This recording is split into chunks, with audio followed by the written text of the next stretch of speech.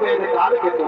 পূর্ব জন্ম ছিল দেবরাজ ইন্দ্রপুত্রের অপর মহাদেবের ওই সাপে মর্তধামে বেদ কালকেতু রূপে জন্মগ্রহণ করেছে। আলোকিত মহান রঙ্গমঞ্চে কালকেতু ভূমিকায় নৃত্য পরিবেশন করে দেখাবেন ওস্তাদ তিলোচন কর্মকারের ভাগ্নে নৃত্যশিল্পী কৃষ্ণ কর্মকার।